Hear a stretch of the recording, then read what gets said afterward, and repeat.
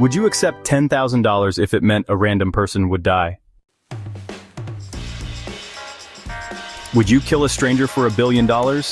I know that's a big, hairy, audacious, greater good type of philosophical question, and we're not going to be trying to tackle yes or no and the ins and outs of morality even, but I do want to try to get across a realization that I came to about how money as a medium really affects how I process questions like this through my value system. And even that might sound a little hairy, but if you bear with me, I think you'll catch on to what I'm doing here. So, when I was first presented this question and I first started thinking, really trying to think about it, what it meant to myself, the immediate place I go, and I think the immediate place most of us go is absolutely not. There is no way you can place value, or you can say one life is more valuable than another, or there's no way you can place value on a human life. That's kind of the conditioned response to this question. At least it's conditioned for me. But the more I thought about it, the more I really realized that that's not consistent with some of my other views. For example, I don't necessarily think all military force is bad. I don't think that it should never be used. I don't think it's all good either, so let's not get political. But I'm just saying that I think that throughout history there has been a time and a place for military action, and sometimes it is necessary. And anytime if you believe that it could ever be necessary, of course, there's going to be a time when you start to value an ideal more than you value a single life, whether it's your own or somebody else's.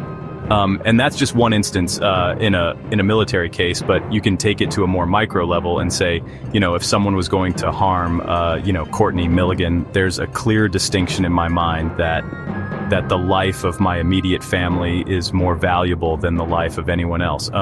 And so that is a distinction that I do make in my system, whatever, value system, whatever you want to call it. Those people in my immediate family, Courtney and Milligan, have a higher value life-wise than somebody else. That's very natural.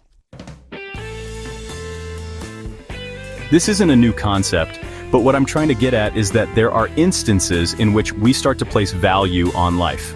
The tricky part is when we institute the good old-fashioned dollar symbol. When we try to put a number, when we try to quantify it tangibly with a number, that's when we run into the biggest, where it becomes tough, where it starts to become very gray, where it feels negative, and I guess transitioning into exploring this grayness more and what money has to do with this, I immediately flipped this question around. So I was presented with this earlier question. I thought, what if it was my own life? What if I had control over it? Would I, for example, sacrifice my life to save, let's say 100,000 people, let's take money out of the equation. Would I sacrifice my own life if I thought it was going to save 100,000 people? Again, I don't have a definitive answer for that, but I do lean towards yes. Like if I thought that was a possibility, I lean towards saying that intellectually, I would say yes to that, or I would lean towards yes.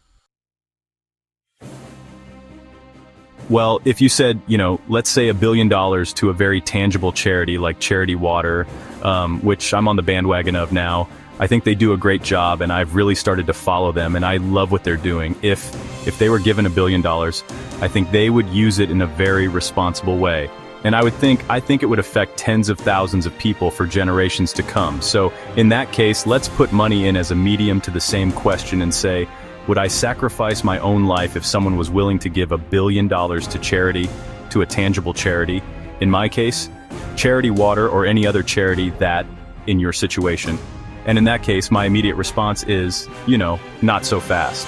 That, I'm not trying to make light of it, but it really is. I have some hesitations there when you put money in as a medium.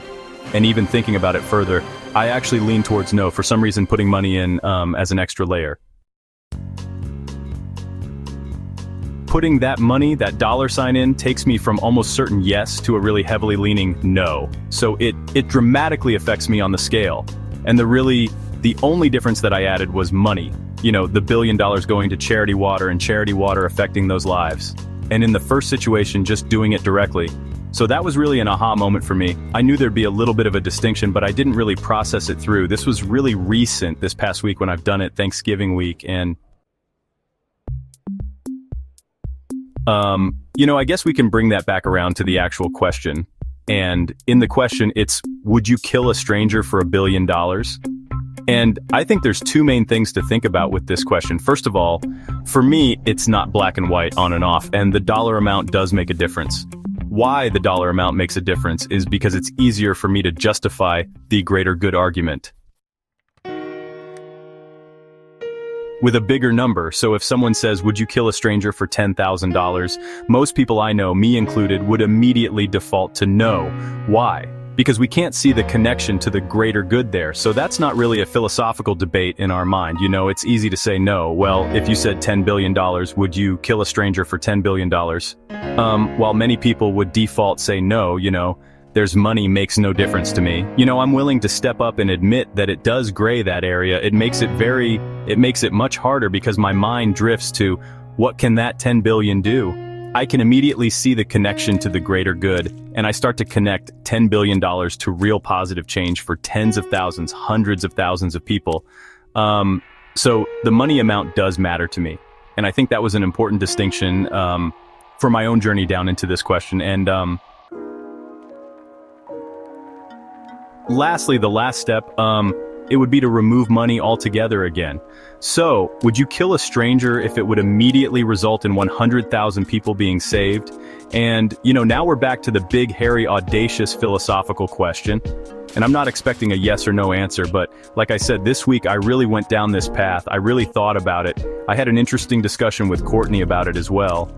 And the thing I took away from it was not the secret to life or the answer to the greater good to me, but was more of, wow, money as a medium, when you enter it into these questions, really does affect how I process it. And I didn't realize how much it did. And it kind of blew me away. It kind of surprised me a little bit. So what I'm wondering from you is, don't try to answer yes or no, please, but instead, does the different questions and the way they're presented, does money take you, like it did me, from one way to kind of another? Does it affect you? And if it does, why is that? You know, what do you think the phenomenon at work is? Anyway, I'm interested to hear your thought. Like I said, I know it's a big question, but you guys tackle these really well. So leave your comments below, send me an email if you're too shy, and we'll talk soon. See you guys. Thanks for watching. Like and subscribe.